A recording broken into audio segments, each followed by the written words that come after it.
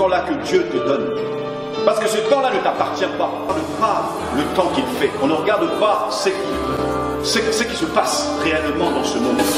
Les chrétiens dorment. Les chrétiens actuellement ne veulent plus agir.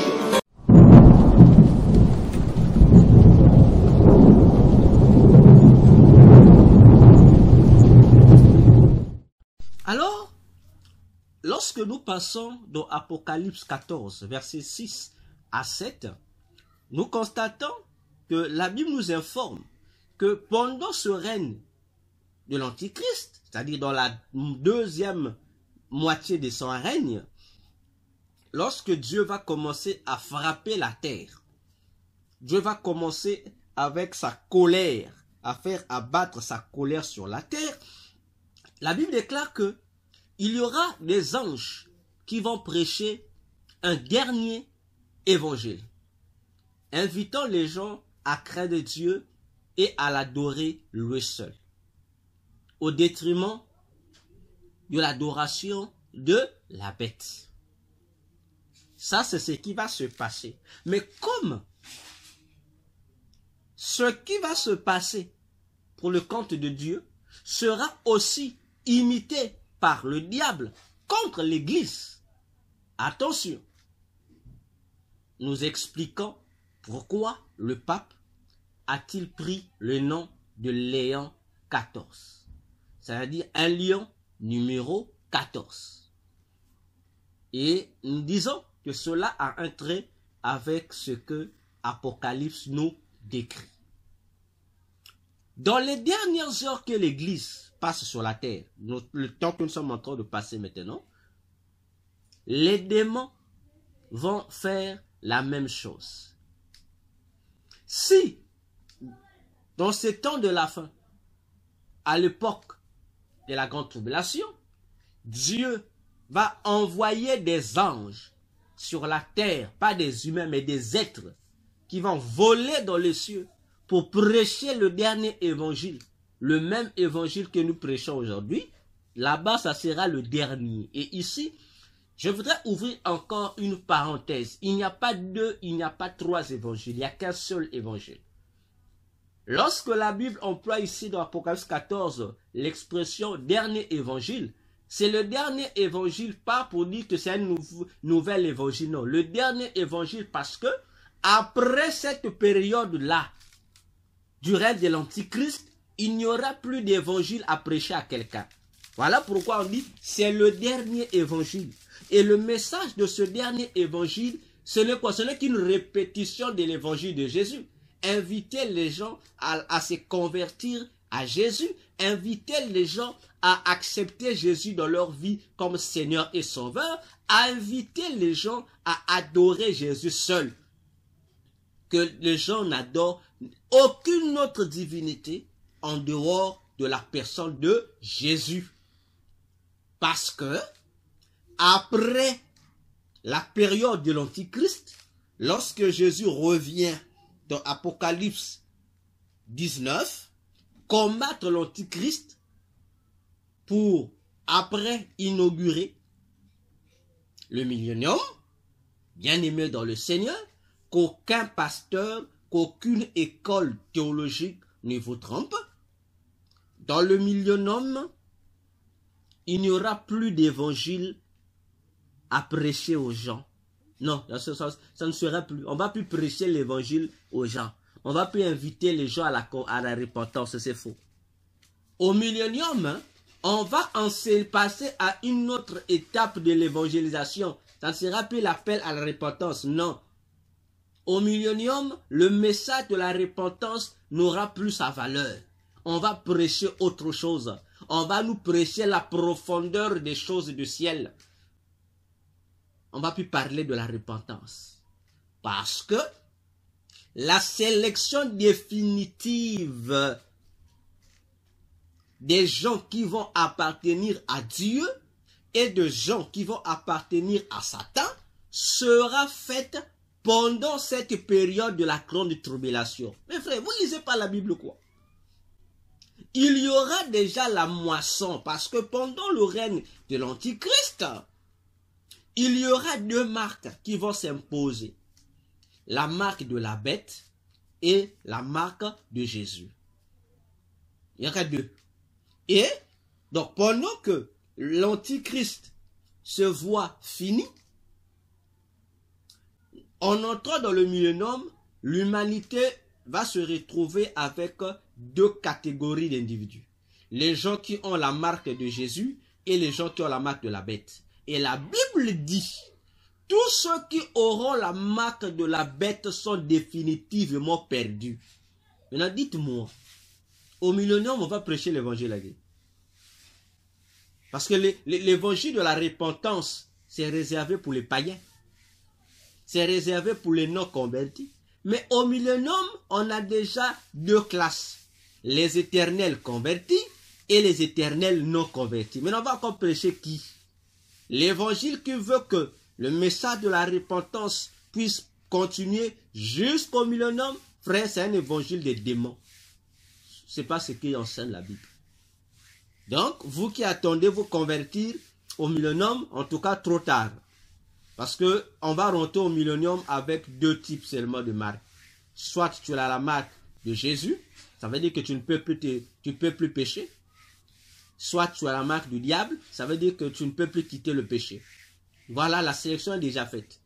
Donc c'est à toi, frère, pendant le temps pour te sauver, c'est maintenant ou jamais.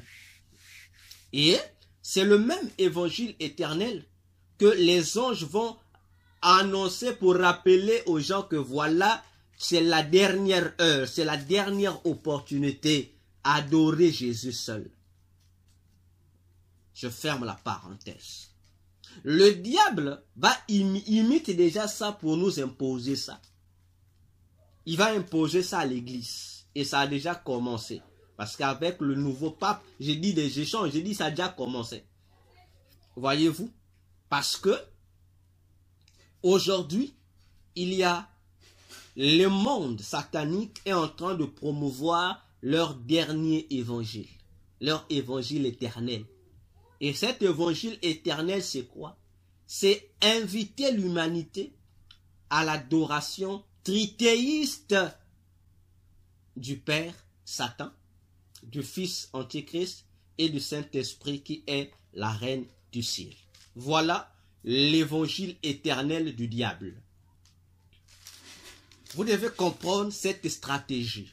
Je répète.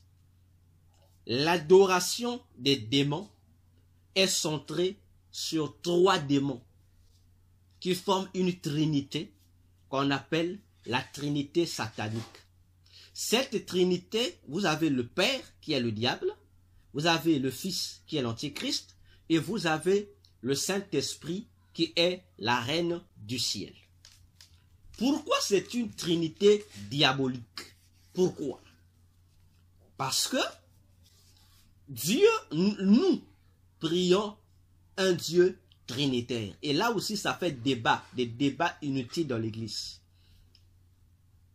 Nous ne prions pas trois dieux. Non. Le Dieu de la Bible, Jésus-Christ, n'est pas trois dieux en un. Non. Mais Jésus est une trinité. Parce que ici, les chrétiens deviennent bêtes. J'ai toujours dit. Parce que, à ce que je sache, d'après les démons et d'après les anges, la méditation de la Bible doit rendre les croyants intelligents. J'ai dit d'après les anges et d'après les démons. Moi, j'ai entendu ça. Des deux camps. C'est lui qui lit la Bible devenait intelligent.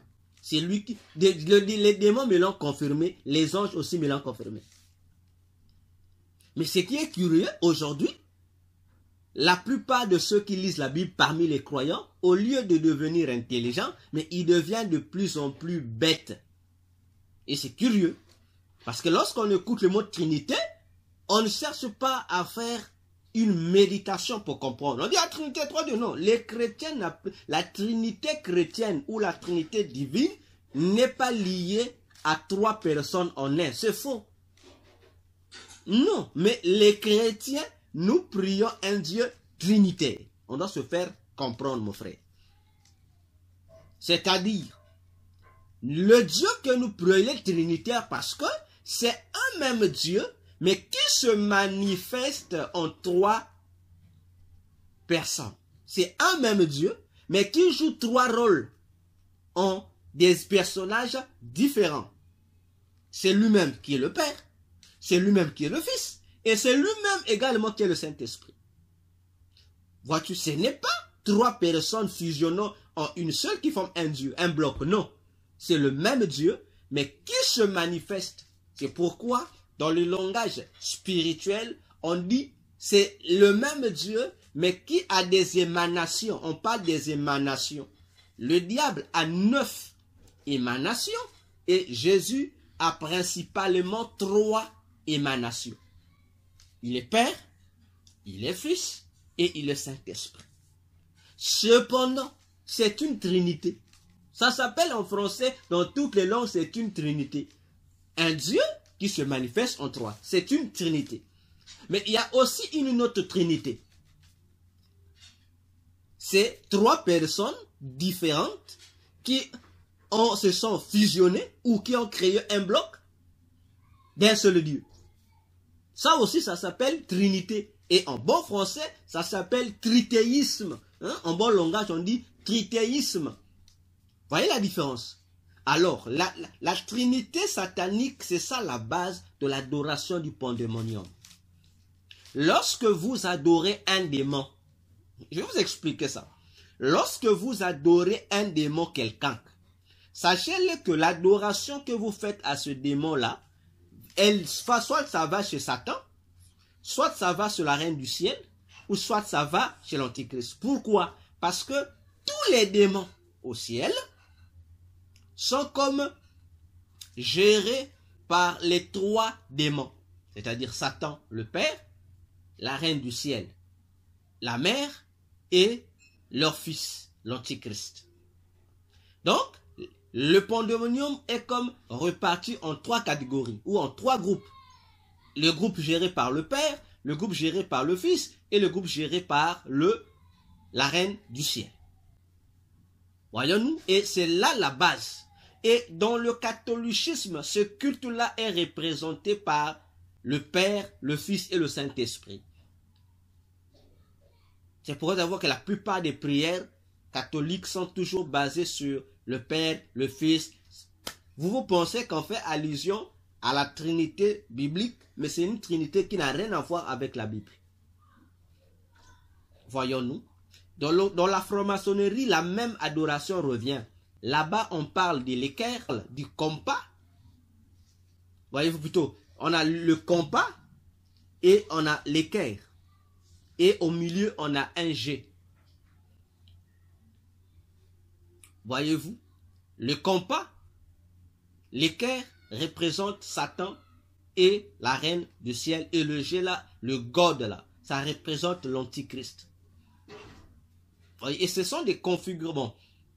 On peut appeler ça, dans le mysticisme, ça s'appelle, ce sont des mantras ou des formules magiques, des codes mystiques qui sont comme ça. C'est une adoration qui est donnée. Et c'est ça l'évangile éternel du diable. Imposer que les gens adorent ces 3 entités, ces 3 démons, qui se font passer pour être un seul Dieu. C'est-à-dire, ces 3 démons créent ce qu'on appelle un égrégore, c'est-à-dire un ensemble de démons qui forment un seul Dieu. J'espère que mon langage est fluide. Voyez-vous? Et on doit faire attention. Et je répète, la Trinité divine. Jésus est un Dieu trinitaire. C'est une Trinité qui doit se comprendre en tant que le même Dieu, la même personne, mais qui joue 3 rôles. De même, pour comprendre la Trinité de Jésus, il faut comprendre la Trinité humaine de l'homme. L'homme est une Trinité, mais il n'y a pas 3 hommes. Ah oui, l'homme est une Trinité, mais il n'y a pas 3 hommes. Ah oui. L'homme n'est pas un tritéisme. L'homme est une Trinité. Mais si l'homme a été fait à l'image et à la forme de Dieu, le corps, c'est l'homme, l'âme, c'est l'homme, l'esprit, c'est l'homme. Ce n'est pas 3 hommes différents, c'est le même homme. Donc faisons attention. Et c'est le Vatican, depuis la nuit des temps, qui pousse cette adoration trithéiste du diable dans le monde. C'est le travail phare du diable. C'est pourquoi le diable a mis en place la théorie sur le mouvement de l'œcuménisme. C'est pour amener l'église de Jésus dedans, dans cette pagaille. Dans cette pagaille. Et je vous assure, toutes les religions, sectes, ne sont fondées que sur les trois divinités. Si on n'adore pas Satan, le Père, on va adorer la Reine du Ciel, qui est appelée officiellement Marie. Ou encore, on adorera leur fils, l'Antichrist. Voyons-nous. Et le nouveau pape, le pape actuel étant Léon XIV, le Léon XIV, il a pour mission de faire ça, d'amener ça, de promulguer ça, de faire que ça soit intensifié. Que ça soit intensifié. Or, le mantra, c'est-à-dire lorsque je parle du mantra, ça veut dire formule magique ou prière adressée à un démon ou une incantation. Donc cette adoration de la Trinité satanique, c'est une incantation. Et vous ne pouvez pas faire cette adoration sans faire intervenir dans l'adoration le culte des morts. Ah oui, voilà le piège. Tu ne peux pas adorer le diable, c'est-à-dire la Trinité satanique, si tu ne fais pas recours au culte des morts, à la nécromancie. C'est pourquoi je vous ai dit, regardez, le nouveau pape qui vient doit inciter ses agents, c'est-à-dire les religions qui travaillent avec lui, les faux pasteurs et les fausses églises qui travaillent sous ses bottes, à imposer ça dans les églises. Nous l'avons dit autrefois, que le culte des morts va entrer dans les églises. On va imposer aux églises, par des hommes de Dieu sataniques et satanistes, de faire le culte des morts. On l'avait dit. J'ai même des serviteurs de Dieu qui m'ont dit, docteur, c'est impossible. Mais ce qui est impossible est devenu possible, non? Parce que lorsqu'on parle, on ne s'écoute pas. Nous ne sommes pas de sapeurs-pompiers. J'ai dit non. Je ne suis pas un sapeur-pompier qui vient, ah, moi aussi. Non. Moi, j'ai dit, j'annonce des choses avant qu'elles n'arrivent. Le sapeur-pompier vient après que les choses soient arrivées. Attention. Dans les églises, on oblige maintenant les chrétiens à faire intervenir les morts dans leurs prières. Frère, vous ne voyez pas ça? C'est la nécromancie. C'est le culte de mort, c'est la nécromancie. On vous dit désormais, il faut aussi, lorsque vous priez, il faut aussi citer les noms de vos ancêtres qui sont décédés. Mon frère, c'est de la nécromancie. Et c'est ça, c'est le principe de l'adoration de la Trinité satanique. C'est le principe de l'adoration de la Trinité satanique. Parce que ce qui fait que Satan soit Satan, ce qui fait que les démons soient démons, ce sont les morts. Et on vous dit, lorsque tu pries, il faut aussi mettre les noms de tes ancêtres qui sont décédés. Eux aussi, ils viendront, ils auront un pouvoir. Frère, vous voyez, mais c'est qu'on vous impose là. C'est la même chose qu'on appelle religieusement le culte des saints, non? Invoquer des saints. C'est ce qu'on vous fait, on fait faire dans certaines religions. Donc. Mais c'est du satanisme. En fait, on vous vend aux morts. On vous fait faire par ignorance ou consciemment des pactes avec la mort, avec des esprits de mort. Vous ne vous en rendez pas compte. On vous dit que ton ancêtre viendra. Mais il va venir où? Mon frère, fais attention. Peu importe les belles théories que l'homme de Dieu pourra vous faire à propos. Peu importe les avantages qu'il pourra vous présenter concernant ce faux culte-là, d'invoquer vos ancêtres. Frères, comprenez qu'il ne vous dira pas les conséquences qui vont vous attendre aux yeux de Dieu. Il ne vous dira pas. Il faut invoquer tes ancêtres puissants. Mais comprenez déjà que l'homme de Dieu, toute église chrétienne qui vous fait faire ce genre de prière, ça c'est une agence du diable. Il faut fuir, il faut sortir. Je vous dis, il faut fuir, il faut sortir. N'appelle pas ça révélation, non. N'appelle pas ça haute spiritualité. Il n'y a rien de Jésus dedans, c'est du satanisme. On vous amène à la nécromancie. On vous amène à la nécromancie. Et vous deviez faire énormément attention, Église.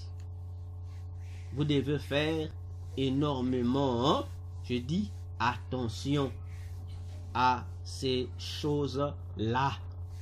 Vous, l'Église, vous jouez. Frères, sœurs, nous amusons avec le salut de nos âmes. On s'amuse avec, on pense que c'est un jeu. Les hommes de Dieu qui viennent prêcher ces bêtises, eux, ils ont déjà vendu leur âme à Satan. Et eux, ils sont devenus des gagneurs d'âmes pour le compte des démons.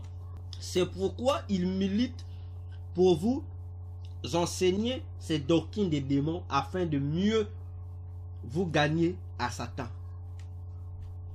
Hein? Fâche-toi sur ce que je suis en train de dire. Mais sache que si ton pasteur enseigne ce genre de choses, comprends que c'est un agent du diable. Comme toi, tu n'aimes pas qu'on dise ça chez ton pasteur, mais c'est un agent du diable. C'est un agent du diable. Lorsque dans ton église, on te prêche la pensée positive, comprends que ton pasteur est un agent du diable. Je répète, lorsque dans ton église ou dans votre église, il y a un homme de Dieu qui vous prêche sur la pensée positive, comprends que ne réfléchis même pas.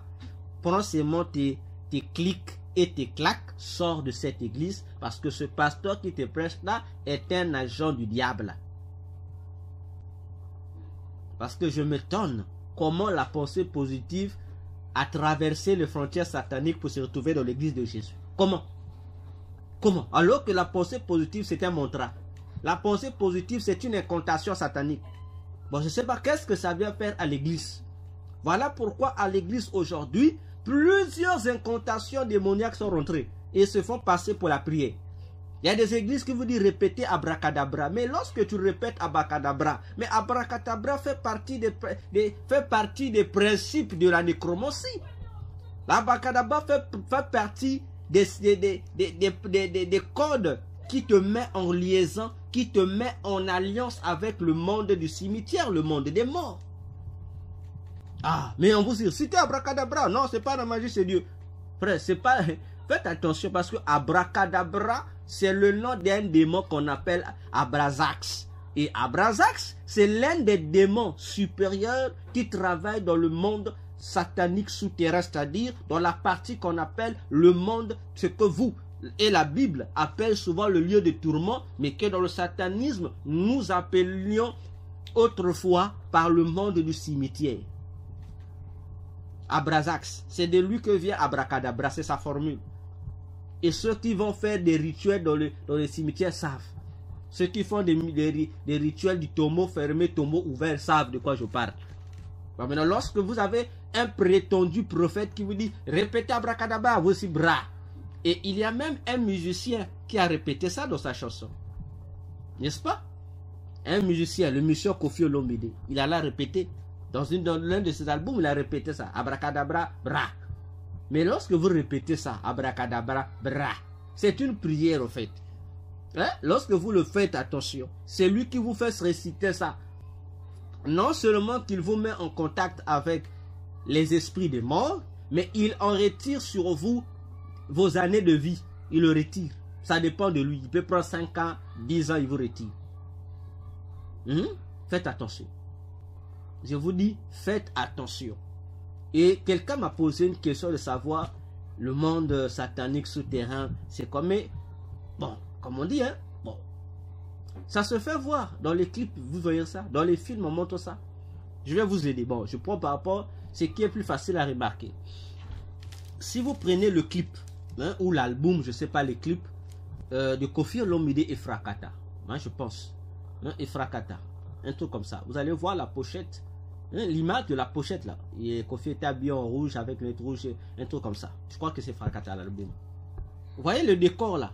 Le décor là, c'est le décor c'est l'un des décors du monde satanique souterrain. Le décor là qu'on présente là, c'est l'un des décors phares du monde satanique souterrain. On présente souvent, vous voyez qu'il y a des films ou des clips où on vous présente l'arrière-plan, c'est un coucher du soleil. Oui, c'est ça le monde satanique souterrain. Oui. Voilà. C'est ça le monde satanique souterrain. Hein? Il y en a plusieurs. Si vous prenez, vous allez retrouver ça dans la chanson de Koffi Olomide. Je l'ai dit, c'est lui, il est champion dans la promotion de ce monde satanique là. C'est ce monde que lui il appelle monde arabe. Lorsque Koffi dit monde arabe, monde à béton, monde yanko, vous voyez, il parle de quoi? Mais il parle, ça fait partie du surnom du monde satanique souterrain. Il parle du monde satanique souterrain, le monde qui gère les morts. D'ailleurs, Koffi Olomide est un représentant du monde satanique de la nécromancie des morts en RDC. C'est le représentant de la nécromancie. Mais vous voulez pas qu'on dise la vérité, non? Hein? Vous regardez, il y a une autre chanson ici que j'ai suivie. La chanson de Wirasson. On m'a dit, non, Blondine. Je pense Blondine, voilà. Je crois, Nazala Karasouci à Blondine, un truc comme ça. C'est Blondine. Regardez l'arrière-plan. C'est également le monde satanique souterrain qui est promu. Parce que c'est un monde qui donne, qui contribue au succès musical, hein. Voyez-vous? Donc, c'est des, bon, on peut appeler ça quoi? Des incrustations comme ça qu'ils le font. Bon, les satanistes savent, ils appellent ça, certains appellent ça des messages sublimaux. Donc, on dit c'est un message. Un sataniste, lorsqu'il voit le clip, il voit le décor, il comprend le message, au fait. Vous voyez, c'est comme nous chrétiens. Pour honorer Christ, on dit quoi? On dit souvent gloire à Jésus. N'est-ce pas? On dit alléluia, gloire à Jésus. Oui. Les agents du diable aussi ont ce genre de cris. On va appeler ça des cris comme ça pour donner gloire et honneur aux démons. Voyez-vous? Et ils en ont plusieurs, ils se donnent. Et chaque cri ou chaque symbole, chaque décor honore un département ou un royaume donné du monde satanique. Voyez-vous? Et faites attention avec ce qu'on vous fait faire. Parce qu'aujourd'hui, dans Matthieu 16, versets 16 à 18, Jésus a condamné les cultes des morts. Il a dit que le monde des morts ne pourra avoir aucun rapport avec son église. Jésus avait déjà refusé ça. Mais aujourd'hui, le refus de Jésus a été ôté par les agents du diable. Et on impose le culte des morts à l'église. À telle enseigne que ça me fait mal de voir aujourd'hui que dans les églises, soi-disant de Jésus, qu'on amène des cadavres à l'église sous prétexte de messe de requiem. Frère, je dis frère, vous avez eu ça où? On doit faire attention. Hein? Je dis aux gens, faisons attention. Les pratiques qu'on vous fait faire, c'est du satanisme. Ça suit l'église. Ça suit l'église. Un cadavre n'a pas le droit d'être exposé dans l'église. Et toutes les bénédictions, on va prier pour les cadavres, c'est un mensonge. Soit votre pasteur est sataniste, il sait ce qu'il fait, soit votre pasteur est ignorant, il imite ce qu'il a vu faire quelque part. Je dis aux chrétiens, n'assistez jamais à un soi-disant culte ou à une messe de requiem. Oh non, il y a un frère de l'église, un pasteur qui est mort, on a mené le corps à l'église pour une bénédiction, pour prier pour le corps. Frère, ne participez jamais à ces cultes-là. Je dis, ne participe jamais. Même si l'homme de Dieu, il était un vrai serviteur, n'assiste jamais parce que lorsque vous faites ces cultes-là, Dieu n'est pas dedans. Ce qui est se faire, ce sont des rituels sataniques. Ça n'a rien à voir avec Dieu et ce sont des démons qui vont se manifester et qui vont agir dans vos vies, qui vont prendre possession de vos vies. Sauvez-vous de ces pratiques qui sont aujourd'hui dans les églises. C'est de la nécromancie. Je dis, c'est de la pure nécromancie modernisée qu'on vous fait faire. Ah oui. Attention. Je dis, attention. Continuons. Cet évangile éternel des démons est un dernier rappel à l'humanité pour la religion des démons. Donc c'est un rappel. Parce que ce qui fait que le monde de Satan soit monde de Satan, c'est la mort. Mais c'est la mort, non? Sans la mort, Satan n'a aucun pouvoir. Sans la mort, les démons n'ont aucune influence. Ah, là on me dit le docteur, qu'est-ce qu'il dit? Mais je vous dis la vérité, non. Sans la mort, les démons n'ont aucune influence sur l'être humain. D'ailleurs, faudrait-je rappeler Jean 10:10? Le diable, le voleur ne vient que pour dérober, égorger et détruire. N'est-ce pas? Pour dire à l'église, vous deviez faire très attention. Et le pape actuel va intensifier ces choses-là. Peut-être que vous ne savez pas, il y a des réunions secrètes qui se font entre les papes et les hommes politiques et aussi les hommes d'église. Mais on ne filme pas ça. C'est pas filmé. Hein? J'ai dit, ce n'est pas filmé. Là, on cache. Là, les soi-disant médias internationaux ne disent pas. Là, on reste tranquille. Parce que si on vous disait ça, c'est un scandale. C'est un scandale, je vous assure. Si on vous présentait la feuille de route que les papes donnent aux pasteurs, aux hommes d'église, aux gourous, aux prêtres, etc., vous allez fuir. C'est très grave. Mais on tient ça secret. Mais je vous assure que il est temps que vous ayez les deux pieds sur Jésus. Quittez cet envoûtement qui vous pousse à aimer vos pasteurs plus que Jésus. À aimer vos églises plus que Jésus. Frère, c'est un danger. Non, je suis désolé. Jésus a dit, c'est lui qui aime son père, sa mère, sa femme, sa fille, son enfant, son qui, son quoi, plus que moi n'est pas digne de moi. Tu n'es pas digne. Et si tu n'es pas digne du Seigneur, ça veut dire que toi déjà, tu n'as pas accès au royaume des cieux. Église, réveillons-nous. L'évangile éternel du diable circule. Parce que si nous sommes déjà arrivés dans cette phase où le culte des ancêtres est rentré dans l'église, le culte de la nécromancie, le culte des morts, frère, c'est fini. Frère, je vous assure, c'est fini. Parce que c'était la dernière étape qui restait. Hein? C'était la dernière étape qui restait pour que Satan ait la main mise sur les églises. Aujourd'hui, une église de Jésus, mais il y a des morts. Mais je vous assure qu'il y a des morts, non? Les églises où il y a des milliers de personnes. J'ai dit les églises où il y a des milliers de personnes. Mes frères, les églises où il y a des milliers de personnes. Un bien-aimé m'a dit, voilà, il y a tel pasteur dans son église. Il m'a cité la plus grande église au monde. Il m'a dit dans l'église du Korea Yongisho. Il m'a dit que c'est, entre guillemets, je ne sais pas si c'est vrai ou c'est faux, c'est la plus grande église au monde. Après, on m'a cité, il y a une autre église là qui c'est pas Chapelle des Vainqueurs. De David Oyepo, c'est pas si c'est au Nigeria. Les plus grandes églises là, on l'a cité. N'est-ce pas? Et c'est le message qui est aussi véhiculé, non? Les agents du diable véhiculent, se promènent sous la couverture de Jésus avec des soi-disant compagnes évangéliques. Jésus sauve. Non, Jésus ceci, Jésus cela. Des compagnes qui font des tournées mondiales au nom de Jésus. Mais je vous assure que les gars là qui font ces campagnes là ne sont pas des Jésus, ce sont des agents du diable. Tout fait. Et je n'ai pas peur de dire ce que je dis. Hein? Et chez nous, dernièrement, on a reçu un évangéliste canadien, Dag, évangéliste Dag, avec sa compagne Jésus sauve. Lorsque j'ai dit aux gens, ne partez pas, il n'y a pas Dieu là-bas. Cet homme-là ne fait pas la promotion de Jésus, il fait la promotion du diable. J'ai été calomnié. Mais après, aujourd'hui, plusieurs des hommes de Dieu qui ont été là-bas sont en train de me donner raison. Ah oui, ah voilà ce qu'on a écouté après, voilà ce qu'on a vu après. J'ai dit, lorsque je vous ai dit, moi, je n'ai pas écouté. Faut vous dire, faites attention. Vous voyez les 1000 personnes là, ça vous plaît? Une église de 5000 personnes. Non, vous parlez de... Revenons un peu sur Yongisho. Revenons sur Yongisho. Vous savez que parfois vous faites rire. Vous les fanatiques des pasteurs des églises. Je reviendrai sur Dag. Je reste d'abord sur Yonggi Cho. Vous parlez de Yonggi Cho. Mais j'ai toujours dit ici, Yonggi Cho est celui qui a imposé, je dirais c'est ainsi, la doctrine des démons de la 4e dimension de les églises, non?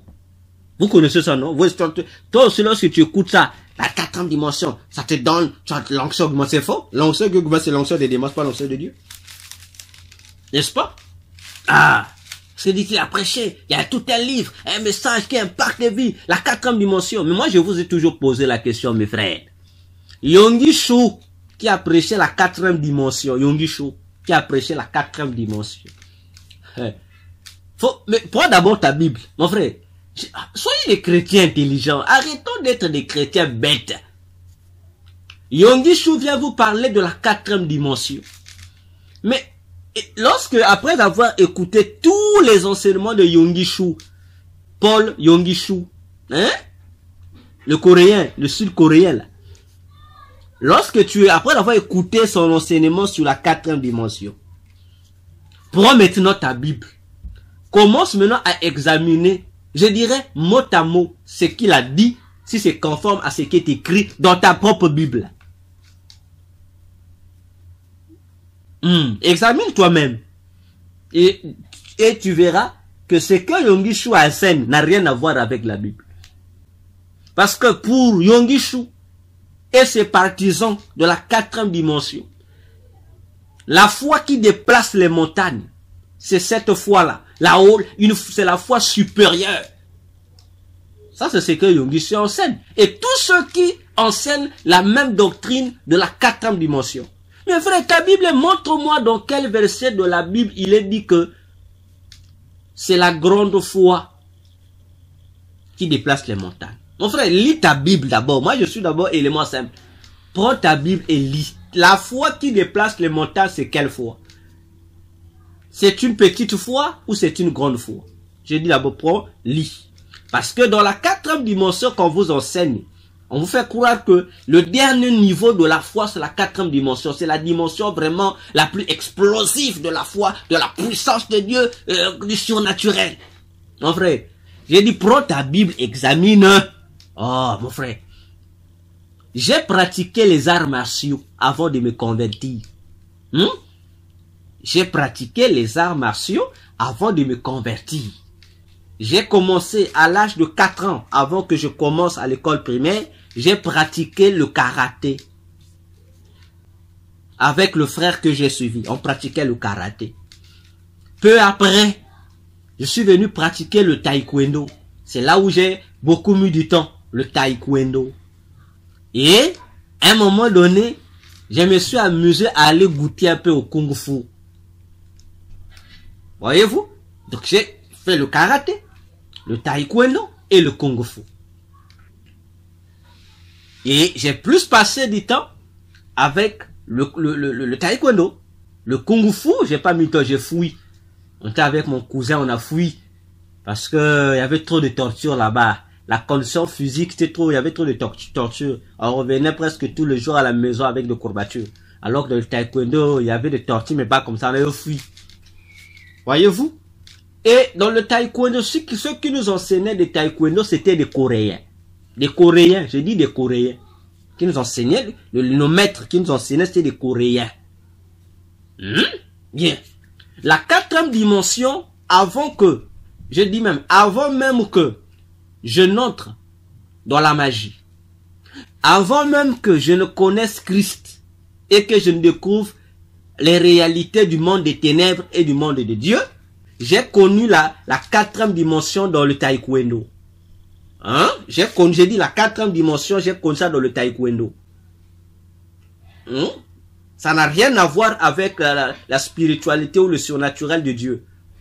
La 4e dimension est l'une des incantations du monde des ténèbres. Ça n'a rien à voir avec Dieu.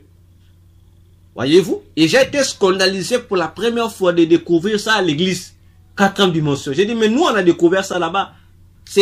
Les principes qui sont évoqués n'ont rien à voir avec Jésus. Parce que le principe de la 4e dimension, c'est quoi? C'est le principe lorsque comment je peux appeler ça?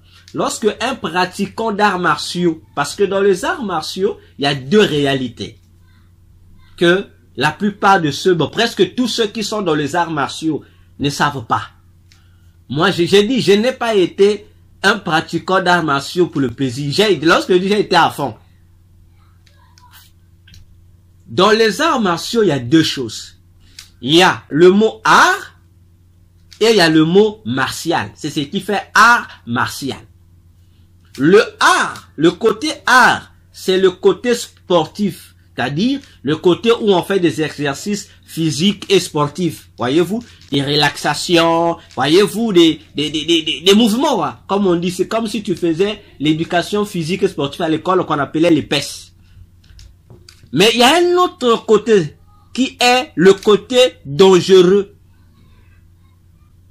C'est le côté martial. Hein? Si vous connaissez autour de vous des maîtres des arts martiaux, ceux qui ont des danes, un dan, deux danes, faut leur, s'ils sont gentils, ils vont vous dire la vérité. Hein? Lorsque tu pratiques les arts martiaux, tu te limites au niveau de l'art, c'est-à-dire du sport simple, pas de souci.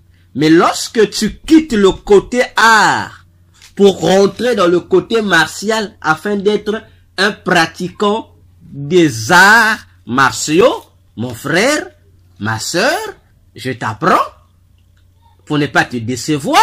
Si tu es dans ces disciplines sportives, sache-le que tu deviens un adorateur du diable. Je me dis, mais comment? Je vais t'expliquer. Le côté martial du sport, c'est-à-dire des arts martiaux, c'est ce qui vous permet de découvrir les réalités des sports de combat. Tous les arts martiaux, lorsque tu entends art martial, lorsqu'on ajoute le côté martial là, sont gérés par un démon. Le démon propriétaire du nom du 3e mois de l'année, Mars. Mars, ce n'est pas une légende, hein, c'est un démon qui existe. J'ai dit, le démon Mars, c'est un démon qui existe. C'est un démon soldat, il existe. Et c'est lui qui contrôle tous les arts martiaux. Et lorsqu'on dit Mars, la martial vient de lui. Donc ça veut dire que vous quittez le côté physique, le côté humain du sport pour rentrer dans le côté mystique du sport. Et c'est là que les combattants se détruisent, mais sans s'en rendre compte.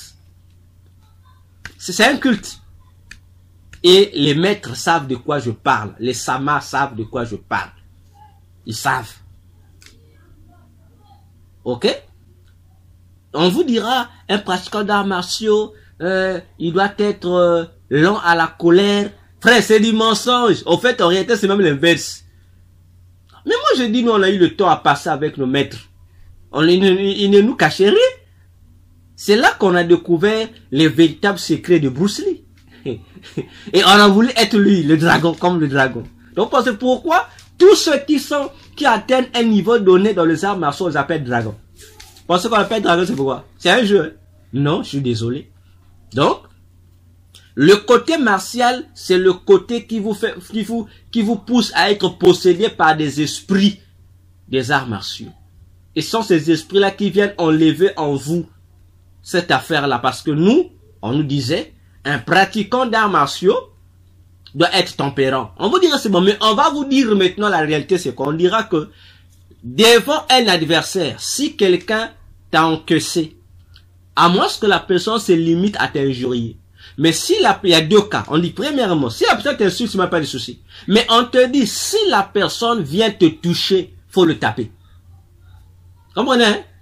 Toi qui es tempérant, mais on te dit, donc si l'individu qui te provoque ose seulement commencer à t'encaisser, que ça soit un coup qui t'a fait mal, ou un coup qui ne t'a pas fait mal, on te demande à toi, le pratiquant d'arts martiaux, tu dois le répliquer 4 ou 5 coups. Et on dit, si l'ennemi continue, il dit paralyse-le ou tue-le. Premier cas. Deuxième condition, on dit, lorsque quelqu'un te provoque, il dit, si la personne défie ton art martial, il dit, tu as l'obligation de le terrasser. Et s'il faut le tuer, tue-le. On dit, c'est la légitime défense. Hein? Parce que lorsqu'on fait les arts martiaux, c'est ce qu'on dit pas aux gens. On vous fait croire, alors que la réalité, on est une autre. Voyez-vous?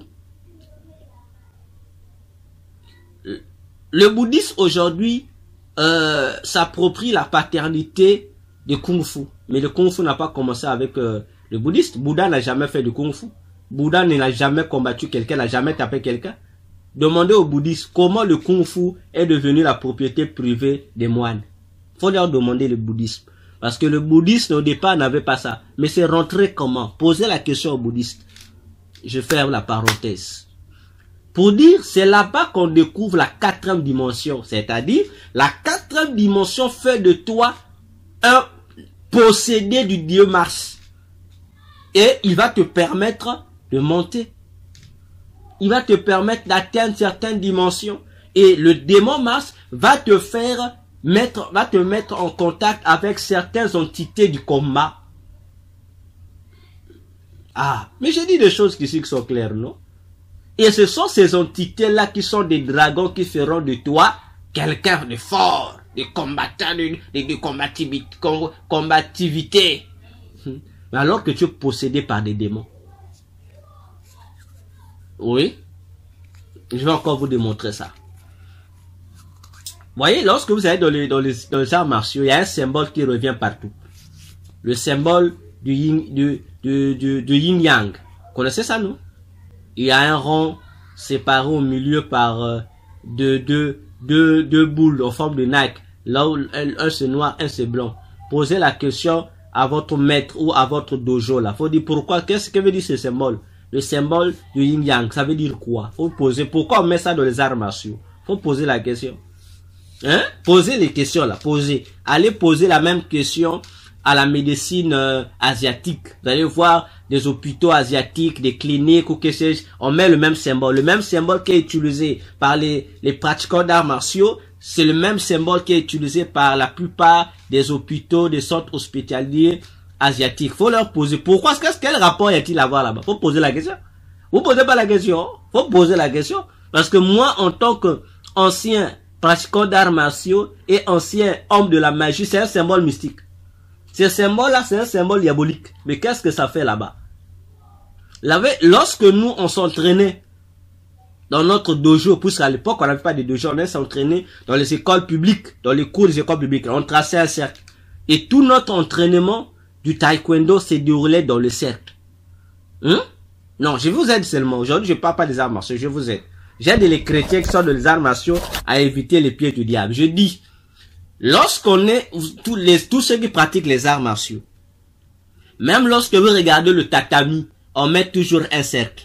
Et dans le cercle là, on met le symbole du yin-yang. Hein? On met ça, le yin-yang. On met le symbole là. Mais frère, j'ai dit, faites attention. Maintenant, je vous pose la question. Regardez les occultistes. Toutes classes confondues. Magiciens, féticheurs, gourous, prêtres catholiques, ou féticheurs africains, ou pasteurs de religion des Noirs. Lorsqu'ils veulent faire leurs incantations, n'est-ce pas le cercle qu'ils tracent aussi? Ah, mon frère. Mais attendez, nous, dans les arts martiaux, on trace un cercle et nous, on travaille dans le cercle. Dans l'occultisme, la magie, la sorcellerie, le fétichisme, pour faire leurs travaux mystiques, ils tracent aussi les cercles et les gens sont dedans. Maintenant, je vous dis, montrez-moi dans la Bible un seul endroit où pour faire une délivrance pour quelqu'un, on doit tracer un cercle et les gens doivent être au milieu du cercle. Montrez-moi ça dans la Bible. Dans les arts martiaux, ça s'utilise. Dans le mysticisme, ça s'utilise. Mon frère, tu vas pas me dire que tu connais pas ça. Ça s'utilise, on met le cercle. Et le reste des rituels change. Il y a ceux qui mettent le cercle, au milieu, ils mettent les symboles mystiques. Ça peut être le yin-yang, ça peut être une étoile à 5 branches, ça peut être une étoile à 6 branches. Et puis ça dépend comment on appelle ça, du symbole. Parce que le symbole kabbalistique ou mystique qu'on met, c'est en rapport avec les entités qu'on doit appeler. Certains d'autres mettent des bougies autour, tout ça, d'autres non. Maintenant, je pose, pourquoi seulement le cercle? Faut poser la question à votre maître d'arts martiaux. Faut poser la question auprès de votre maître de dojo. Pourquoi le cercle? Voilà. Vous allez comprendre que ça n'a rien à voir. Le cercle, on traite ça, c'est pour protéger ceux qui pratiquent la chose contre les esprits qui patronnent l'événement qu'on va invoquer. On fait des incantations, il y aura des esprits là. Et ces esprits-là viendront pour vous sonner la force, la puissance comme telle. Maintenant, si vous êtes hors du cercle, l'esprit-là, en son départ ou à leur départ, il risque de vous amener avec eux. Et ici, sur la terre, tu vas mourir. Voilà pourquoi tous les occultistes tracent toujours des cercles et ils travaillent dans le cercle. Ça s'appelle cercle de protection. Il y en a deux. Il y a le cercle de confinement qu'on trace pour maintenir les entités invoquées. Et un deuxième cercle qu'on trace qu'on appelle le cercle de protection. C'est pour protéger celui qui invoque les entités pour que les entités ne le fassent pas de mal. Et la quatrième dimension en fait partie. C'est une pratique des arts martiaux qui s'est infiltrée aujourd'hui dans l'église, promotionnée dans le monde par cet individu de Paul David. Je sais pas si Paul David Yonggi-Cho, comment on l'appelle. Alors, lorsque je dis qu'il était sataniste, les gens se fâchent. J'ai dit, suivez sa doctrine, enseignez quoi? Parenthèse. Il y a un livre préfacé par Yonggi-Cho, écrit par une dame qui prie dans son église, là-bas. Le livre, la dame en question s'appelait aussi Chou, hein? Thomas Chou, je pense. Le titre, c'est Thomas Chou. Le titre s'intitule Le paradis est-il réel ou le paradis est réel? C'est un livre comme ça, où la soi-disant sœur en Christ fait le témoignage des expériences qu'elle a vécues au ciel. Mais je dis c'est faux. Tout ce qu'elle a décrit, c'est un mensonge. Elle n'a jamais été au ciel. Yonggi-Cho sait. Pourquoi Yonggi-Cho a fait passer cette dame-là pour être un témoin du ciel, alors que la femme là jusqu'à aujourd'hui, je sais pas si elle est déjà morte même, la femme là c'est une femme qui souffre de la folie. Hein? Elle souffre de la folie. Donc tout ce qu'elle dit là c'est de mensonge. Elle souffre de la folie. Il a écrit un livre là, il fait ses délires. C'est pourquoi, preuve, si vous lisez ce livre là, il y a un frère qui m'a envoyé ça et ces trucs là, j'ai lu. C'est des bêtises. Il y a même des doctrines sataniques dans ce livre là. Qu'elle décrit qui se passe au ciel, qui n'a rien à voir avec elle. Elle souffre de délire. Bon, je sais pas si elle est repartie aller au centre psychiatrique. Elle vit là-bas, cette femme-là. Donc faites attention. Avec les gros noms. Donc c'était là. Et c'est pourquoi vous allez voir aujourd'hui, les ambassadeurs de Satan traversent le monde sous la bannière de Jésus pour répandre le satanisme. Et parmi les satanistes répandus, on vous prêche la doctrine sur il faut avoir des méga églises. Et parmi les gens qui sont en train de faire cette promotion satanique, vous avez l'évangéliste Dag. Dag Mills, je ne sais pas quoi là, comme on l'appelait là. Il fait l'évangélisation de ça. Et il est venu dans mon pays, j'ai averti les gens, mais les gens ne m'ont pas écouté. Et après le départ, plusieurs mois, ce que j'avais dit, on me donne raison. On me donne raison. J'ai pris le soin de lire les livres de Dag. Je dis, je parle devant témoins, devant des hommes de Dieu, qui ont acheté ces livres, comment on appelle ça même, ces coffrets, j'en ai lu. J'ai lu une 60aine, puisqu'il y en a plusieurs, hein. Il y a des conférences qui viennent faire des conférences, ils vendent des coffrets. On m'a apporté 60aine, j'ai emprunté d'un homme de Dieu, j'ai lu. Sur place, j'ai corrigé les 60 livres. Et j'ai démontré aux hommes de Dieu qui étaient devant moi et les propriétaires de ces livres-là, les mensonges. Et ils ont été étonnés, docteur, mais comment on n'a pas vu ça? J'ai dit, regarde ce qu'il dit, si ça compte la Bible, regarde ce qu'il Dag a écrit, c'est faux. Mais comme vous êtes des fanatiques, quand vous entendez l'évangéliste Dag, qui fait le culte de la personnalité, et qui invite les gens à avoir des méga églises, demandez à Dag, pourquoi il dit que l'église catholique est la meilleure église de Dieu au monde. Il dit c'est la seule église au monde qui fait un grand travail pour Jésus. Posez à Dag le dit. Mais moi je dis, il a fait une conférence ici, non? Une campagne d'évangile, non? J'ai dit des choses qui sont claires. Dag l'a dit. Dag a honoré les gens qui l'honorent, qui travaillent dur pour Jésus. Il a cité l'église catholique. Il a cité Yonggi-Cho. Il a cité au dépôt. Bon. Toutes les figures là, ce sont des gens qui ne travaillent pas avec Dieu, qui sont des satanistes. Hein? Qui sont des satanistes. Ça, on dit, oui, c'est bon. Et vous allez voir tout ce monde dans les grandes églises. Mais je vous pense que les grandes églises qu'ils ont, je vais vous dire une vérité, hein, que ça vous fasse pas mal. Lorsque vous voyez des églises comme ça, qui ont des méga, je vous assure, si c'est une église, bon, de 1000 personnes. Si je dis, si c'est une église de 1000 personnes, je pèse mes mots. Sachez-le que dans les 1000 personnes, il y a à peine peut-être 300 personnes qui sont des vraies personnes. Les 700 autres là, il y a des démons dedans et il y a des revenants dedans. Des revenants, c'est-à-dire des gens sacrifiés par le pasteur qui appartient à l'église, qu'on ramène là, qui viennent l'assister. Qui viennent l'assister au culte. Et ça fait partie des systèmes, des pactes pour avoir des foules à l'église. Et si on vous ouvre les yeux, si vous rentrez dans l'église, si vous êtes mystique, vous saurez que telle personne que je vois, il était déjà mort. Telle personne, c'est pas une personne, c'est un démon. Et même à l'entrée de toutes les églises qui ont fait ce genre de pacte, à l'entrée, j'ai dit de toutes les églises, des pasteurs qui ont fait ces pactes avec la mort, il y a des gens décédés des églises là, qu'ils ont sacrifiés parce que c'est comme ça. Lorsque pasteur, tu vas avoir la foule dans ton église, on va te demander le principe, on va te demander de faire des sacrifices renouvelables.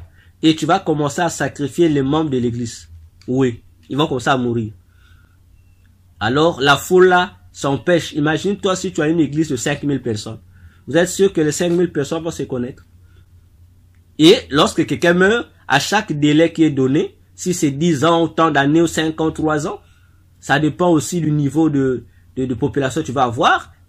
Donc, il y a un délai. Si c'est ton délai, c'est 2 ans.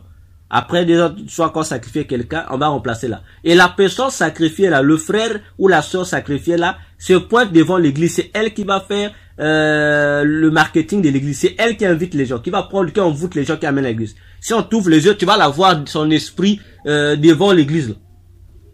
C'est elle. Donc, c'est comme ça. C'est compliqué, mais c'est comme ça.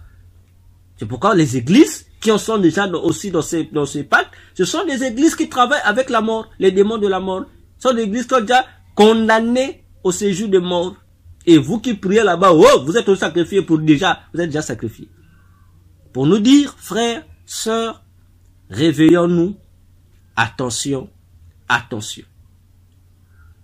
Je dis, attention, attention là où vous mettez les pieds. Les doctrines que vous enseignez, j'insiste, hein. Et je dis, je vous le dis ouvertement, je ne joue pas, oh non, vous savez, je peux avoir le problème avec des gens. Non, moi j'enseigne la vérité. Je prêche sans mâcher les mots. Je n'ai pas besoin, oh non, je ne peux pas citer les noms, ça va créer des problèmes. Si tu savais que citer les noms va te créer des problèmes, fallait pas que tu te convertisses, fallait rester païen. Parce qu'on arrête l'hypocrisie là. Arrêtez-nous avec l'hypocrisie. L'homme de Dieu, la femme de Dieu qui se dit appartenir à Jésus, mais qui n'est pas avec Jésus, en tout cas, il faut les dénoncer. Parce qu'ils sont très pires, très dangereux que le démon même. Voyons-nous. Donc, pour nous dire ici, chers tous, l'évangélisation satanique est en cours et ça va s'intensifier encore. Le culte des morts dans nos églises et le pape va encore enfoncer le clou.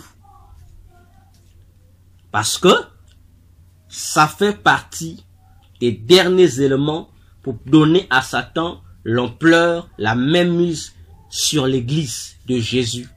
Et cela sont les derniers préparatifs du nouvel ordre mondial. Le nouvel ordre mondial, nous rappelons, c'est le gouvernement dans lequel viendra régner l'Antichrist. Un monde unifié à tous les niveaux. Alors, chers tous, bien-aimés dans le Seigneur, vous devriez prendre conscience avant que le trop tard ne vous surprenne. Évoluons. Apocalypse 14, versets 6 à 7. Toujours. On nous présente le temple. N'est-ce pas? Alors, nous parlerons dans l'ère de l'Église, de la reconstruction du temple de Jérusalem. Bien-aimés dans le Seigneur Jésus, croyez-moi, le troisième temple de Jérusalem sera bel et bien reconstruit. Et cela sous l'initiative impériale de l'Antichrist sur le mot du temple conformément à la tradition juive messianique. C'est-à-dire, tel que les prophéties bibliques l'ont annoncé, c'est tel que l'Antichrist fera. Et les démarches déjà sont en cours, je ne cesse de le dire haut et fort. Il y a un institut en Israël là-bas qui s'occupe de ces préparatifs-là. Et cet institut-là, depuis 2015, ça s'appelle l'Institut du Temple. L'Institut du Temple. Voyez-vous, cet institut, c'est une organisation, voyez-vous, qui est en Israël, et ça a été fondé en 1987 par un rabbin juif, Israël Ariel. Cet homme-là, avec cette organisation-là, ils ont déjà refabriqué toutes les pièces pour le service du temple. Ils ont déjà le plan, comment ça va, ils ont tous les outils là, sont déjà presque là. Ils ont tout refait. Déjà c'est là. Voyez? Tout, en fait, j'ai dit tout, tous les éléments qui permettaient le fonctionnement du temple de Jérusalem ont déjà été établis. Tout est déjà là. Tout, j'ai dit tout est déjà là, sans exception, tout est déjà là. Allons des ustensiles, allons du vêtement de sacrificateur, des animaux, ils ont déjà mis en place les animaux, frères et sœurs. L'expiation là, ils élèvent déjà ces animaux. Tout est en place. Comme je dis, je le répète, seule l'église, les pasteurs, nous rêvons encore. Depuis 2015, les choses sérieuses ont commencé, on reconstruit. Mais c'est une institution à l'œil nu qui semble être indépendante de l'État d'Israël. Donc c'est comme si une institution qui n'a rien à voir. Mais attention, cette institution-là est un pion utilisé par l'Antéchrist. Vous voyez comment le lien fonctionne. Donc, lorsqu'elle travaille, vous n'aurez pas une idée que c'est une institution qui est liée à la politique. C'est comme si c'est une institution à part, qui travaille, qui milite pour elle-même. Mais attention, c'est comme ça qu'agit le diable. Et les gens ne donnent pas l'importance à cette institution. Mais pendant que les gens négligent cette institution, elle fonctionne, elle avance. Donc, la seule chose que cette institution-là attend, c'est quoi? C'est la destruction du temple qu'ils sont en train d'attendre. Que le temple, plutôt la mosquée Aqsa des musulmans soit détruite. Une fois que cette mosquée est détruite, en tout cas, soyez rassurés que la reconstruction du troisième temple de Jérusalem va commencer. Déjà, la descendance des Lévis, les prêtres ont déjà été retrouvés. Mais frère, faites attention. La Bible s'accomplit sous nos yeux. Ces choses-là déjà sont en train de s'accomplir sous nos yeux. Église du Seigneur. Ça s'accomplit sous nos yeux. L'institut du temple est en train de faire son boulot comme il se doit. Alors, je m'étonne qu'il y ait quand même des églises, des théologiens, des conférenciers qui osent dire que le troisième temple ne sera pas reconstruit. Parfois, ça me fait peur. Lorsque j'écoute certains enseignements, ça me fait peur, mes frères. Parce que je me dis vraiment, plusieurs personnes sont vraiment aveuglées par des démons. Envoûtées même, je dirais. Voyez-vous? Ils sauront pas quand ils sont envoûtés. Pour dire des mensonges, ils sont envoûtés. Voyez-vous, le troisième temple sera bien reconstruit. Et je l'ai dit que les matières pour cette reconstruction, 60 ou 80% proviendront de l'Afrique. Et la RDC sera en tête de page des pays qui vont fournir des matières premières là-bas, pour les matériaux autres pour la construction en RDC là-bas. C'est pourquoi je vous ai dit, la guerre qui oppose là, les soi-disant guerre qui éclate là, à l'Est là. Hein? Ça n'a pas commencé aujourd'hui. Ça fait partie des outils là. Voyez-vous? Et vous devez comprendre une chose, mes frères. Ah, j'aime la Bible et j'adore Jésus. Voyez-vous? Et ce n'est pas étonnant, comme je disais tantôt, que celui qui devait être pape ne l'a pas été, mais on a remplacé quelqu'un d'autre à sa place, n'est-ce pas? Mais je vous dis, c'est lui qui a été remplacé, c'est-à-dire le pape actuel, le pape Léon XIV, ce n'était pas lui qui devait être pape, mais il a été mis sous de l'alliance du pape François. Mais pour quelle affaire? Mais parce que le pape Léon XIV, avant d'être pape, il a travaillé à l'est de la RDC. Ah, mes frères, vous savez que ah non, j'aime Jésus, je l'adore. La Bible est la vérité. Vous voyez qu'il n'y a pas de coïncidence, hein? On le prend à la place de l'élu pour cause. Parce qu'il a beaucoup travaillé là-bas, en RDC, et particulièrement à l'Est. Ah oui. Ah oui.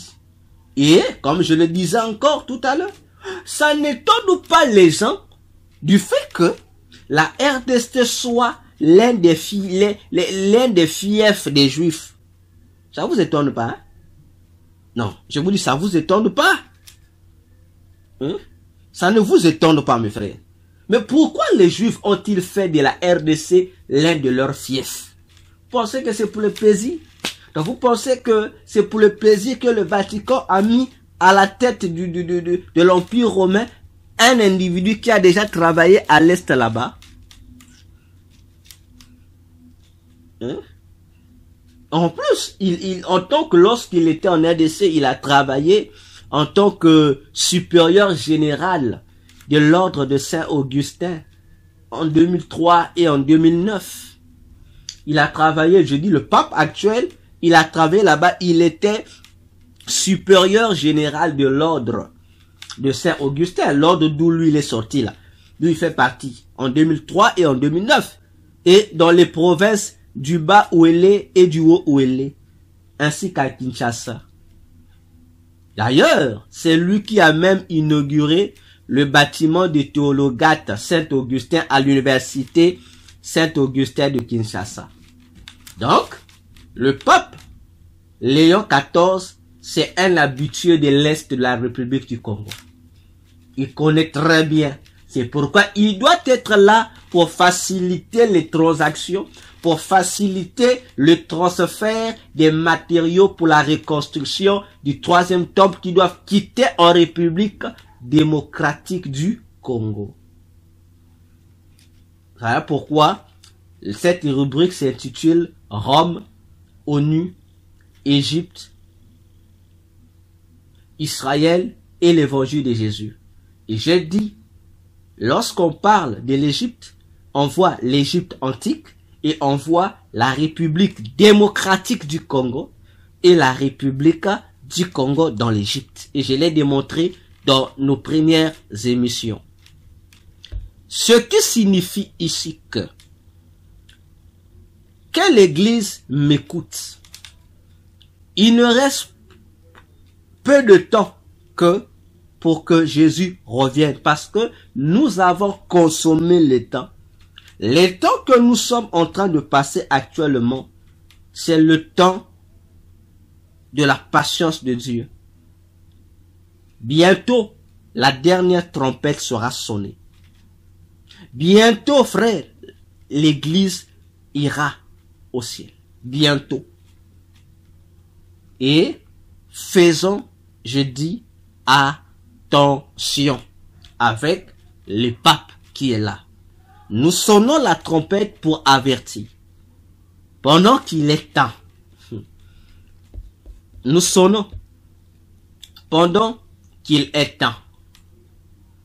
Pour dire, faisons, bien-aimés, très, très attention. Apocalypse 14, versets 8 à 13.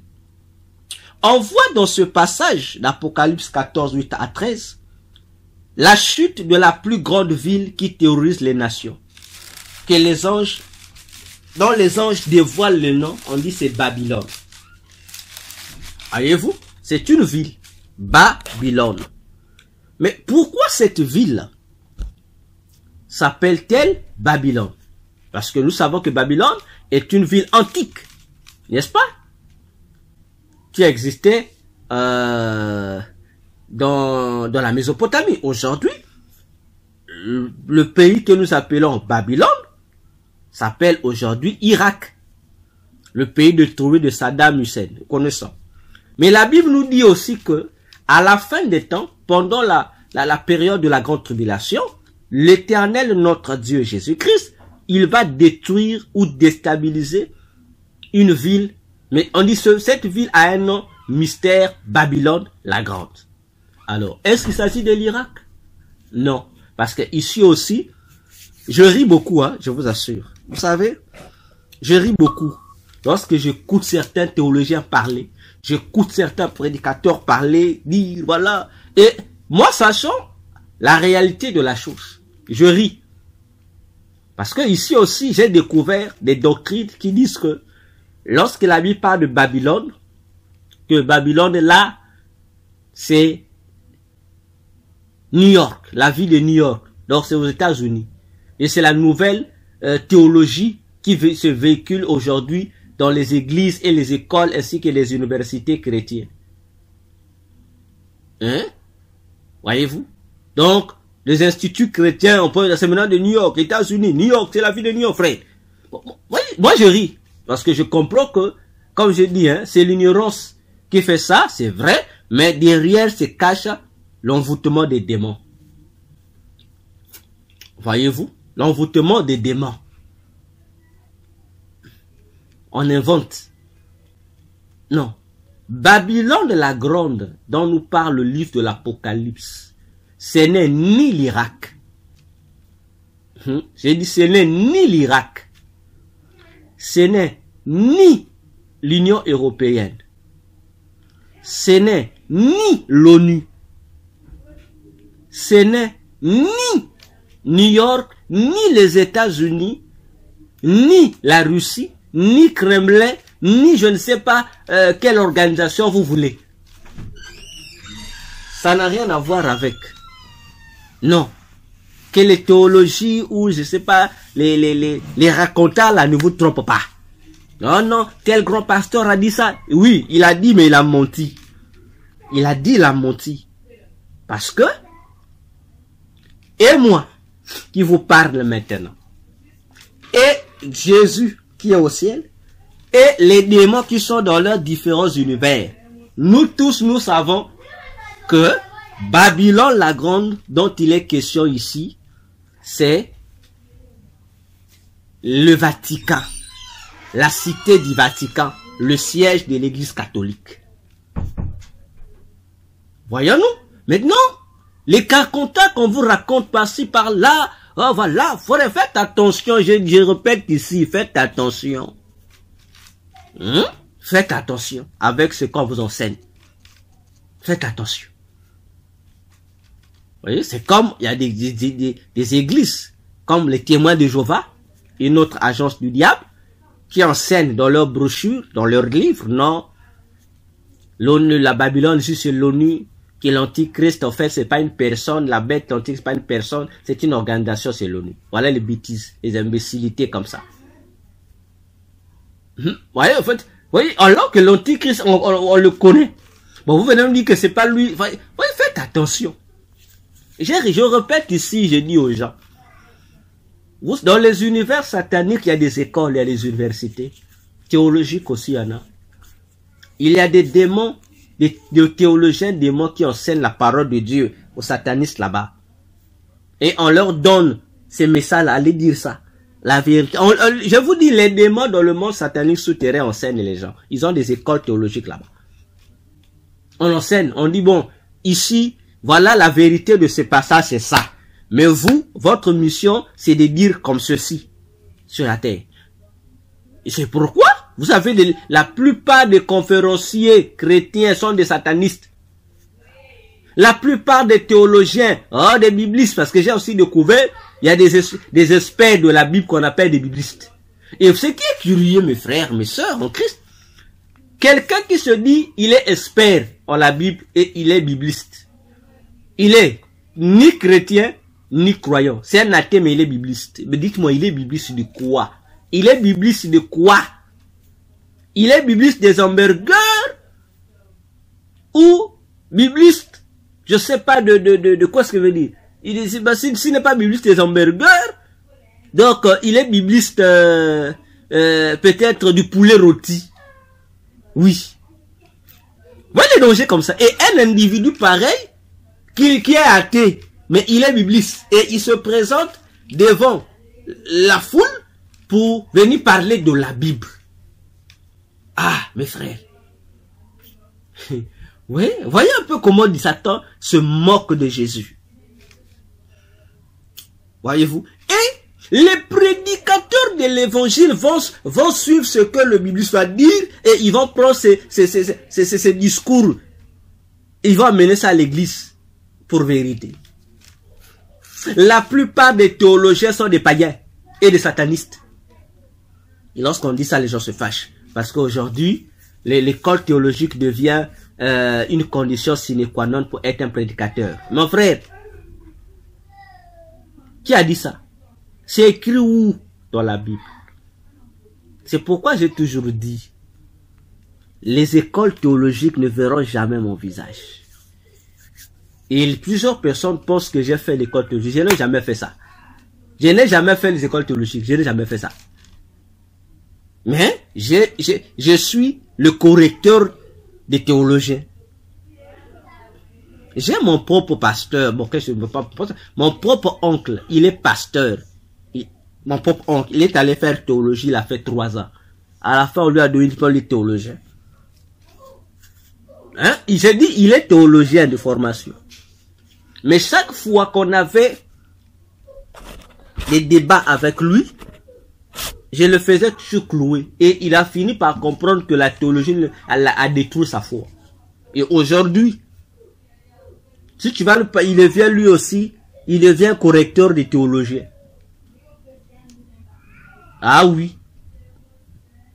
Parce que vous pensez que la connaissance suprême se trouve dans les écoles théologiques. Je ne crois pas ça. Faux. La connaissance exacte de la Bible se trouve dans l'Église, dans la parole de Dieu et dans le Saint-Esprit. Tu veux connaître la parole de Dieu? Cherche la Bible, lis ta Bible, fais confiance au Saint-Esprit. Mais aujourd'hui, nous n'avons plus confiance ni à la Bible ni au Saint-Esprit. C'est pourquoi nous cherchons des écoles théologiques. C'est pourquoi les églises aujourd'hui préfèrent dépenser des millions pour aller inscrire leurs serviteurs dans les écoles bibliques, dans les écoles théologiques pour qu'ils soient formés pendant des années afin d'être bons prédicateurs. Où est le Saint-Esprit? Où est la parole de Jésus? Ah, frère, homme de Dieu. Hein? Voilà pourquoi les théologiens font partie des agents du diable qui sont en train de détruire la doctrine de Jésus à l'intérieur même des églises. Mais lesquels aujourd'hui qui sont en train de promouvoir la doctrine qui nie la divinité de Jésus? N'est-ce pas les écoles théologiques? Hein? Ah, mes frères. Ça aussi, il faut vous dire. Ça aussi, il faut dire. Voyons-nous. Donc, faisons énormément attention. Donc, Babylone la grande dont parle l'Apocalypse, frère, c'est le Vatican, la cité du Vatican.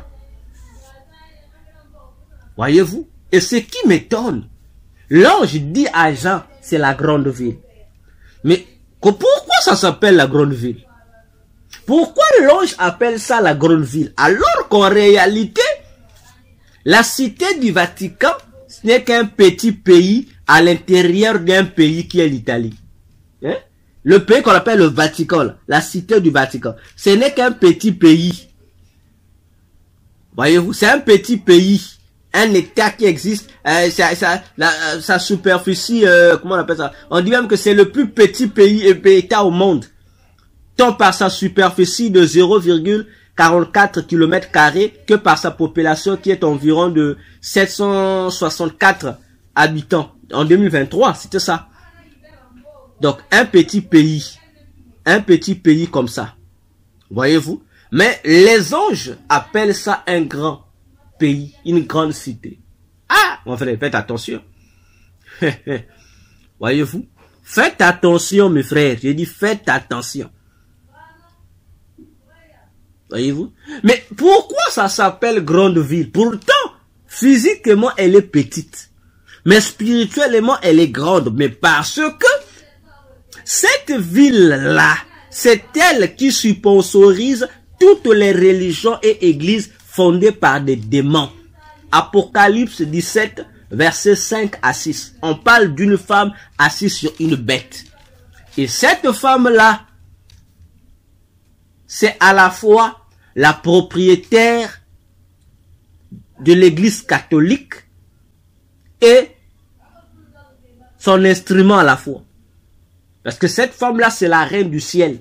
C'est la reine mère. La femme du diable dont j'ai parlé tout à l'heure dans le culte tritéiste, dans la trinité satanique. Celle qu'on appelle la reine du ciel. C'est elle, cette femme-là dont il s'agit. Et son siège, c'est l'église catholique sur la terre, qui la représente fidèlement. Et toute religion qui naît sur la terre, c'est elle qui donne ce qu'on peut appeler le certificat. C'est elle qui donne les consignes de l'église. C'est elle qui impose la tenue. Non, telle religion, telle église qui va être créée doit avoir tel statut, doit avoir tel critère, doit fonctionner comme ceci. C'est là-bas qu'on prend ça. Les logos des églises, c'est elle qui donne. Les tenues cultuelles, c'est elle qui impose. Celle-là qu'on appelle Marie. C'est les catholiques. La Vierge Marie, c'est elle. Voilà pourquoi ça s'appelle la grande ville. Parce que, imaginez, donc, elle gère toutes les religions au monde. Elle gère tous les rois au monde. Et elle a son représentant qui est l'église catholique, c'est-à-dire le pape, le Vatican. Église, faisons attention. C'est l'unique ville qui gère le monde sur le plan satanique. C'est elle.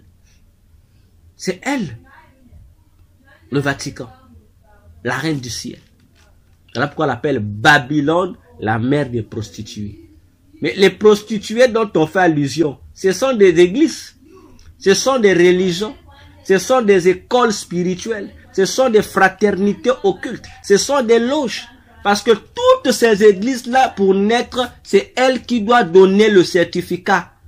Donc, s'il y a quelqu'un qui veut fonder une religion, ou une secte, ou je ne sais pas, mouvement religieux, pour le diable, lorsque tu fais ton pacte, on t'amène chez elle. C'est elle qui va te donner les consignes. Voyez-vous?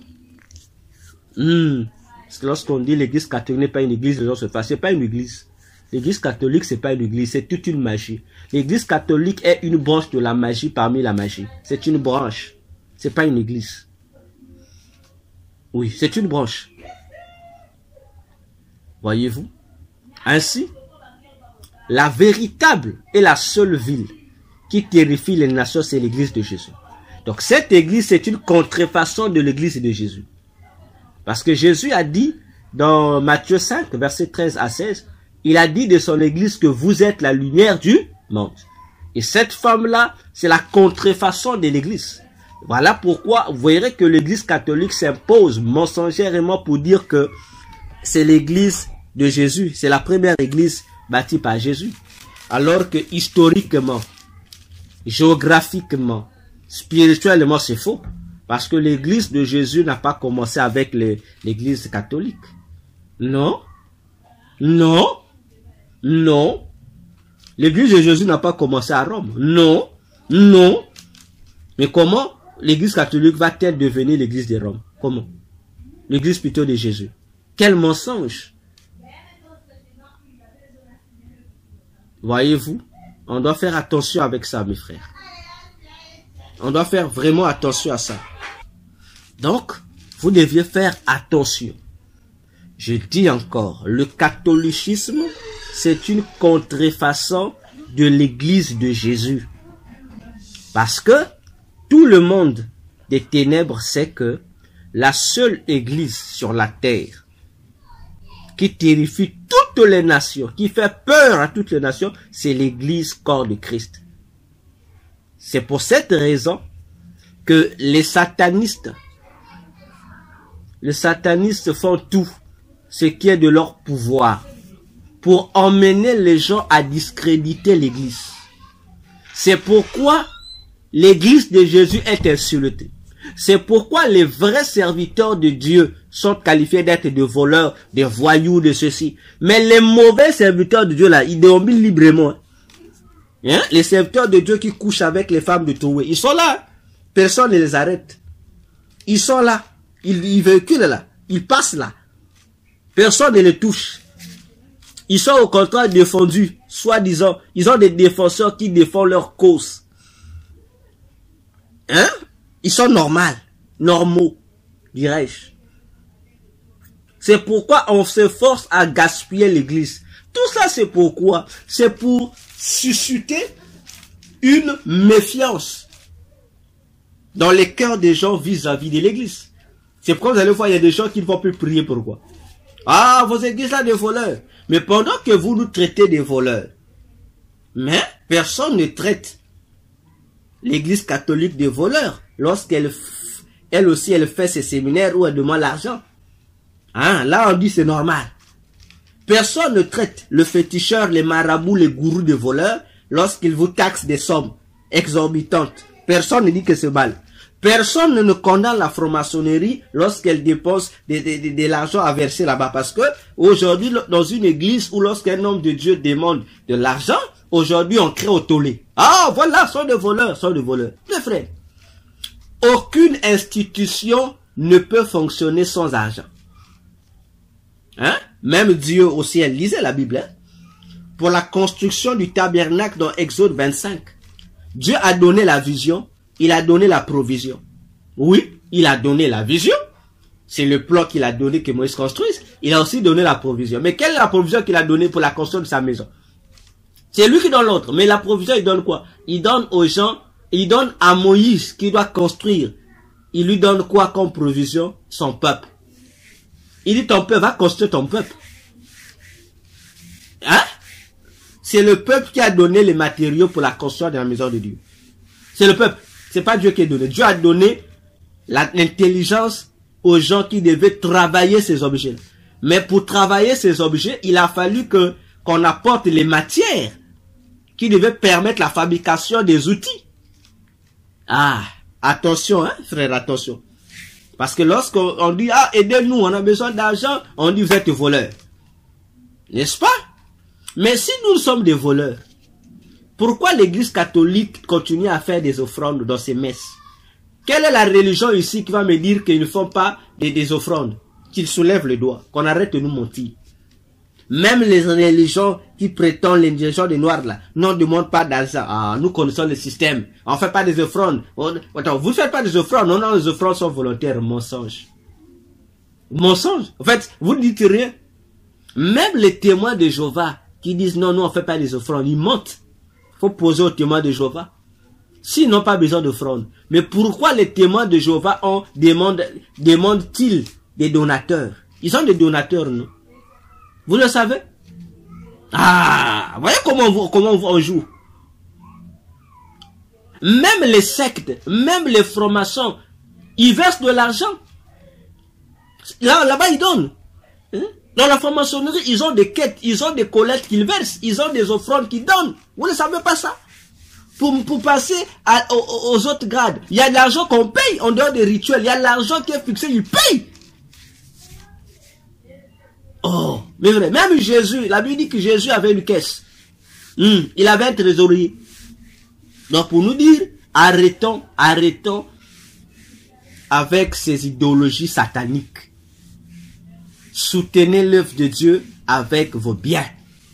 Parce que les serviteurs de Dieu que nous sommes, nous faisons un grand travail que même les présidents des républiques ne peuvent jamais faire.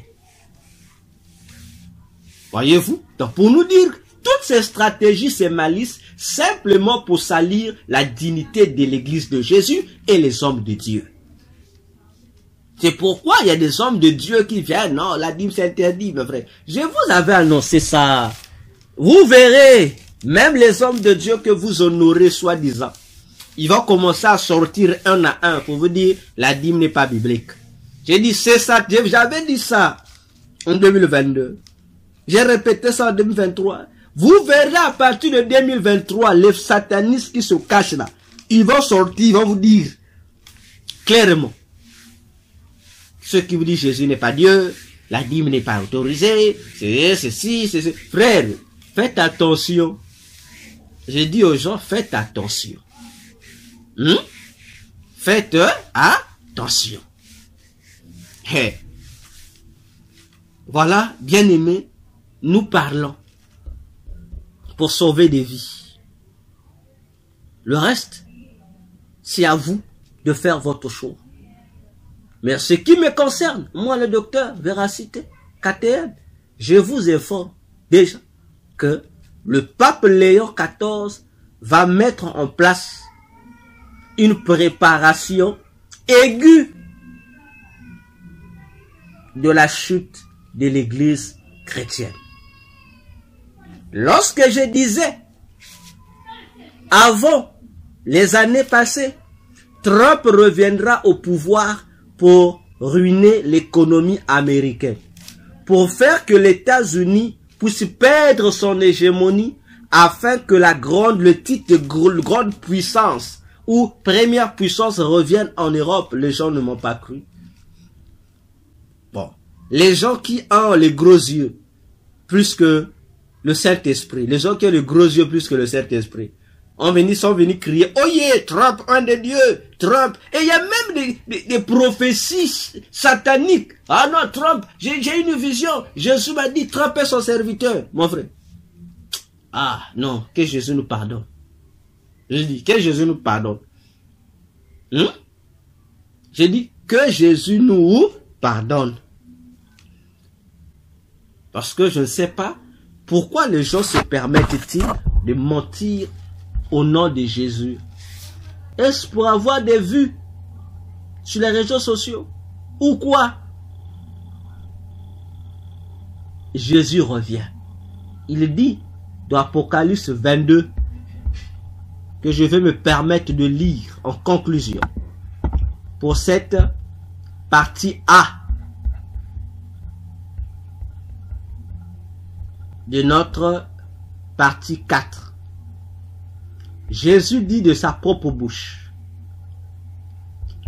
dans Apocalypse 22, verset 13 jusqu'au verset 16. Je vais lire pour vous.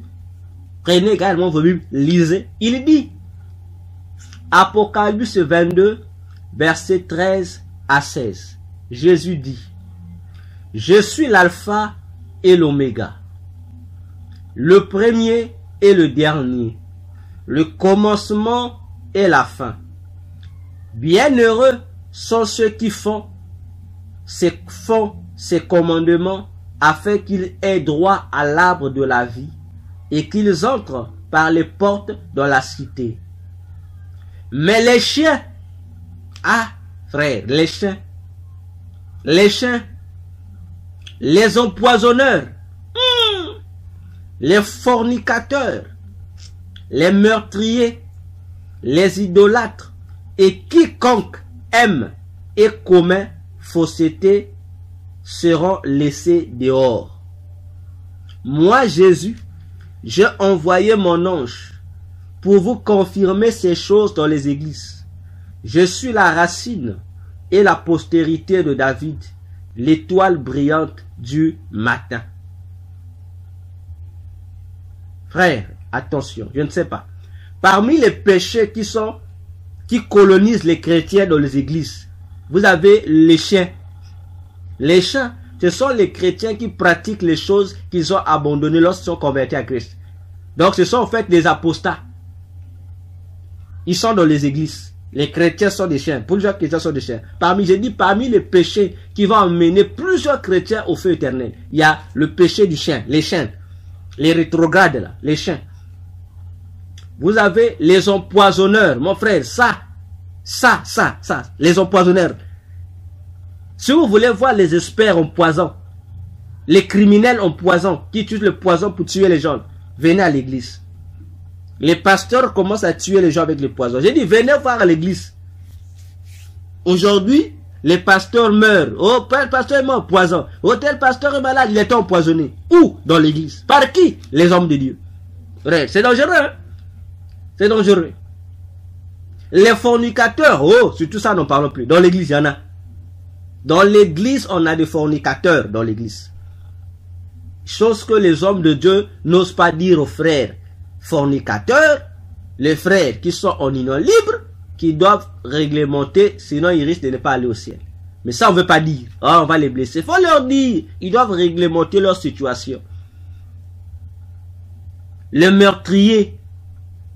Non, ça c'est... On tue pas dans l'église. L'église, les meurtriers, l'église sont des empoisonneurs. Les idolâtres. Ah oui. Ça fait aussi partie des critères qu'attribuent plusieurs chrétiens sont idolâtres. Ils aiment leur pasteur plus que Jésus. Ils aiment leur église plus que la parole de Jésus. Jésus a dit, non, le pasteur avait dit. La Bible dit, non, nous aussi, notre église dit. Et quiconque aime et commet fausseté, oui, le menteur et le mensonge dans l'église, on le retrouve maintenant. Sachez-le, Jésus dit, vous n'entrerez pas au ciel. Donc si vous n'allez pas entrer au ciel, vous serez dehors. Or, le dehors où Jésus va vous laisser là, c'est le feu éternel. Rappelez-vous du déluge. Lorsque Dieu ferma la porte de l'arche, le déluge tomba. Tous ceux qui étaient dehors, qui étaient laissés hors de l'arche sont morts.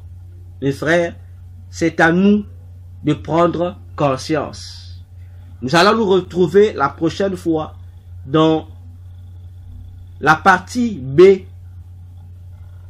pour comprendre la profondeur du titre Léon 14, c'est-à-dire Lion numéro 14. Jusqu'à là, nous sommes en train de descendre. Que Jésus vous bénisse. Priez pour nous afin qu'il nous soit toujours donné la force, l'opportunité de parler de la part de Jésus. Je vous dis merci pour votre attention. À nous retrouver à la prochaine séance. Au revoir.